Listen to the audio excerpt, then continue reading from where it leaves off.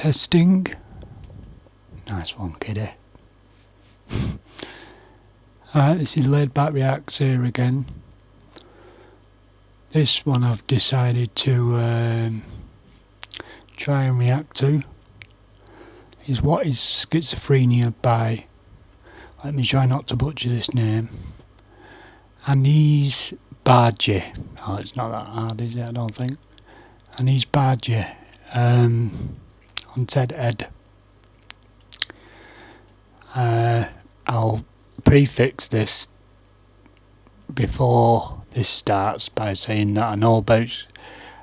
I've had people in my family with schizophrenia and stuff, so this is why it interests me.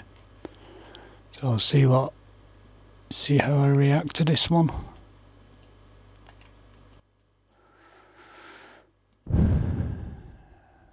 Let's get into it.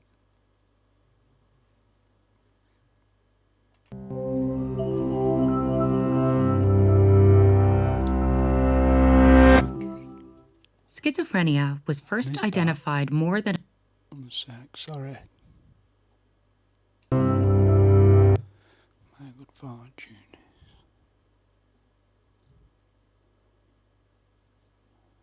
Yeah. Fortune is surviving mental illness. That's good fortune.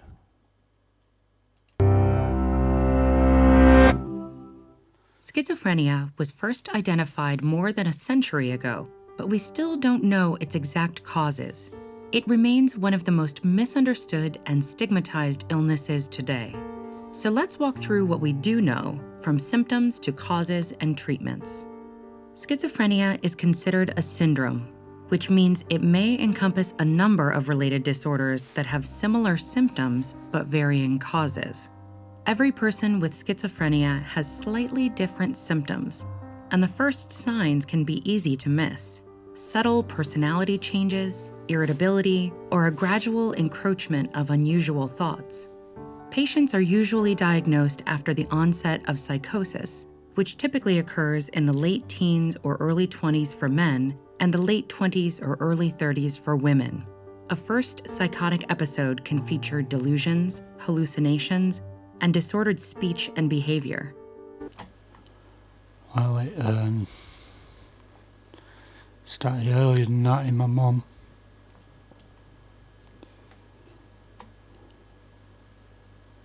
These are called positive symptoms, meaning they occur in people with schizophrenia but not in the general population.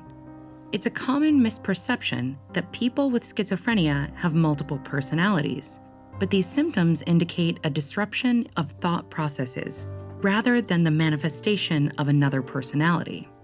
Schizophrenia also has negative symptoms. These are qualities that are reduced in people with schizophrenia, such as motivation, expression of emotion, or speech. There are cognitive symptoms as well, like difficulty concentrating, remembering information, and making decisions. So what causes the onset of psychosis? There likely isn't one single cause, but a combination of genetic and environmental risk factors that contribute. Schizophrenia has some of the strongest genetic links of any psychiatric illness. Though about 1% of people have schizophrenia, children or siblings of people with schizophrenia are 10 times likelier to develop the disease, and an identical twin of someone with schizophrenia has a 40% chance of being affected. Often, immediate relatives of people with schizophrenia exhibit milder versions of traits associated with the disorder, but not to an extent that requires treatment. Multiple genes almost certainly play a role, but we don't know how many or which ones. Environmental factors like exposure to certain viruses in early infancy might increase the chance that someone will develop schizophrenia, and use of some drugs, including marijuana, may trigger the onset of psychosis in highly susceptible individuals. These factors don't affect everyone the same way. For those with very low genetic risk, no amount of exposure to environmental risk factors will lead them to develop schizophrenia. Yeah, I think the drug one is definitely a big factor. developing schizophrenia, really.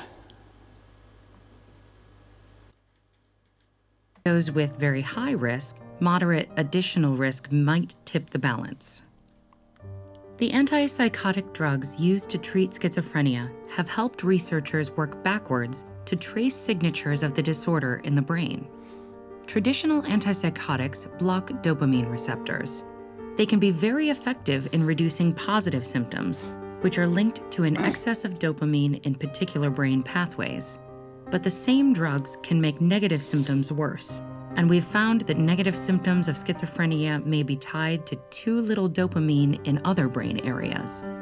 Some people with schizophrenia show a loss of neural tissue, and it's unclear whether this atrophy is a result of the disease itself or drug-induced suppression of signaling. Fortunately, newer generations of antipsychotics aim to address some of these issues by targeting multiple neurotransmitters, like serotonin, in addition to dopamine. It's clear that no one transmitter system is responsible for all symptoms. And because these drugs affect signaling throughout the brain and body, they can have other side effects like weight gain. In spite of these complications, antipsychotics can be very effective, especially when combined with other interventions like cognitive behavioral therapy. Electroconvulsive therapy, though it provides relatively short-lived relief, is also re-emerging as an effective treatment, especially when other options have failed. Early intervention is also extremely important. After months or years of untreated psychosis, certain psychoses can become embedded in someone's personality. And yet, the dehumanizing stigma attached to this diagnosis can prevent people from seeking help. People with schizophrenia are often perceived as dangerous, but are actually much more likely to be the victims of violence than the perpetrators. And proper treatment may help reduce the likelihood of violence associated with schizophrenia. That's why education for patients, their families, and their communities helps erode the stigma and improves access to treatment. We call it schizophrenia, not schizophrenia. That's more of an American thing. Well, it's just a different pronunciation, isn't it, I suppose. Or depression. Oftentimes I think as well they end up with different mental illnesses as well. People with schizophrenia, they get manic, bipolar, used to be called manic depression, bipolar disorder. That was interesting though. Yeah, interesting to listen to that. Is there anything else? Is this it? Continue to educate yourself about the symptoms, causes, and treatments of different mental health conditions with this playlist. I still don't think we know that much about it, to be honest. I mean, we've found quite good medication for it, but that's about it. We don't understand it that well. I don't think, not even the experts, so-called experts on it.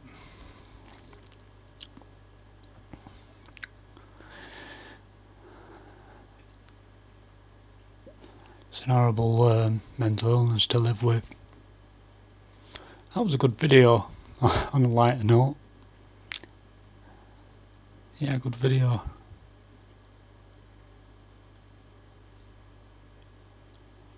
Found it quite interesting. Not sure what else I can say about it. They do, I know they find it hard to, some of the points that they made, that you saw me nodding in the video, didn't you? When just talking about concentration, yeah, that was a big symptom for my mother. I couldn't get her interested in anything. She'd just sit around and stir, daydream all the time and that. Tried to get her playing games and that, computer games, and she couldn't concentrate on it. It's good to, I find it always good to learn about new things. I mean, I already know about this, but there might be some little interesting snippets that I didn't already know, you know. So, thanks for watching anyway. Let me know what you think. Try to react to it. Thanks. See ya. It's Laid Back Reacts here.